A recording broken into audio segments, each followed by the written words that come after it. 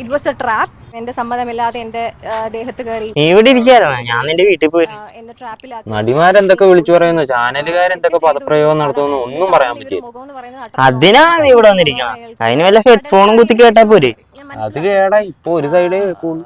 ഈ നടിമാര് പറയണ പീഡനമൊക്കെ സത്യമാണ്. ഈ ഹേമ കമ്മീഷൻ റിപ്പോർട്ട്. കമ്മീഷൻ അല്ല, ഹേമ കമ്മിറ്റി. ആ, അതില് പറയണ കാസ്റ്റിംഗ് കൗച്ചും വഴങ്ങിക്കൊടുക്കലും ഒക്കെ ഉള്ളതാണ്. പിന്നില്ല, സിനിമാ രംഗം എന്ന് പറഞ്ഞാലേ പീഡനമല്ലേ. എല്ലാവന്മാരും കണക്കാ. മുഴുവൻ വാതിലും മുട്ടുന്നവന്മാരും വേട്ടക്കാരും ഇരകളും മാത്രമേ ഉള്ളൂ.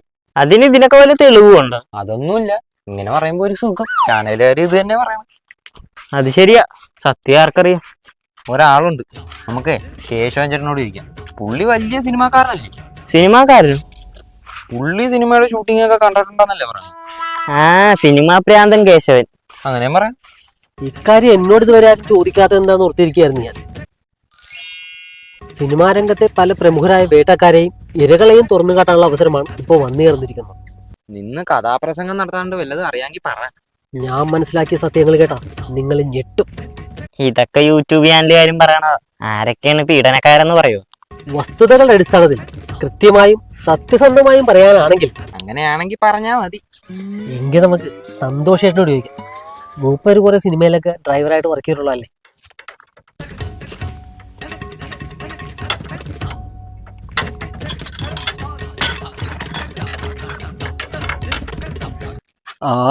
ആരെ പീഡിപ്പിച്ച കാര്യമാണ് നിങ്ങൾക്ക് അറിയേണ്ടത്. സിനിമയിലെ അഡ്ജസ്റ്റ്മെന്റിനെ പറ്റി വഴങ്ങി കൊടുക്കലിനെ കുറിച്ചുമാണ് ചോദിച്ചത്. പ്രമുഖ വേട്ടക്കാരൊക്കെയാണ്, ഇരകളാര്? പ്രമുഖ നടൻ പീഡിപ്പിച്ച പ്രമുഖ യുവ നടി ആരാണ്? കാസ്റ്റിംഗ് കൗച്ച് നടത്തുന്ന പ്രമുഖ സംവിധായകർ, പ്രമുഖ നിർമ്മാതാവ്, ഇവരെ പറ്റിയാണ്. അത്രയുള്ള കാര്യം. ആ ടാങ്കിൽ വെള്ളം തീർന്നു കാണും. നീ ആ മോട്ടോർ ഒന്ന് ഓണാക്കി.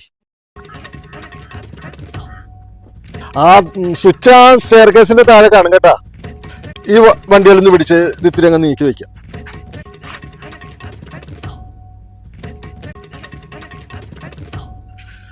അപ്പൊ പ്രമുഖൻ എന്ന് പറഞ്ഞാൽ ആരാണെന്നാണ് നിങ്ങൾക്ക് അറിയേണ്ടത്.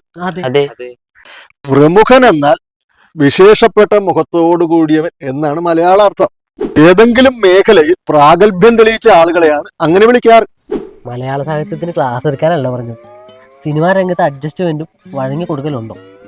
എന്നിട്ട് ഈ പ്രമുഖന്മാർക്കൊന്നും മുഖമേ പുള്ളിക്കൊന്നും അറിയാൻ മേലൊന്നും. വാ, നമുക്ക് പോവാം.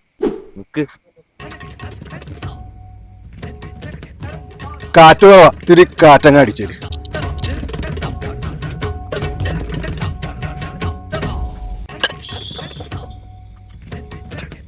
ചില കാര്യങ്ങൾ ഞാൻ തുറന്നു പറയാം, പക്ഷെ നിങ്ങൾ പറയും ഈ കാര്യങ്ങളൊക്കെ നിങ്ങൾക്ക് നേരത്തെ അറിയാമായിരുന്നു.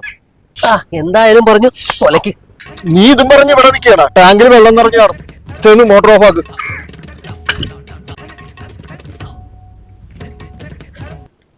ഇനി പറ. ഇക്കാര്യം അറിയാൻ വേണ്ടി നീ ഞാൻ പറഞ്ഞ പണിയൊക്കെ ചെയ്തു. കാരണം നീ ആവശ്യക്കാരനാണ്. എന്നിട്ട് ഞാൻ പറയുന്ന മറുപടി നിങ്ങൾക്ക് തൃപ്തിയായില്ലെങ്കിലോ? മുട്ടം പണിതൽ. ഇത് തന്നെയാണ് സിനിമാ ഫീൽഡിലും നടക്കുന്നത്. കാര്യം കാണാൻ വേണ്ടിയിട്ട് എന്തും ചെയ്യും. എന്നിട്ട് അവസരം കിട്ടാതെ വരുമ്പോഴോ നാറ്റിക്കും. എല്ലാവരും അങ്ങനെയാണെന്നല്ല, പക്ഷെ സിനിമയിൽ മാത്രമല്ല, എല്ലായിടത്തും അങ്ങനെ തന്നെയാണ് നടക്കുന്നത്. പുള്ളി പറഞ്ഞതിലും കാര്യമുണ്ട്. ഇതൊക്കെ നമുക്ക് നേരത്തെ അറിയാവുന്നതല്ലേ. ഇങ്ങനെ പറയുന്ന പുള്ളി മുൻകൂട്ടി പറഞ്ഞായിരുന്നു. അതും ശരിയാ.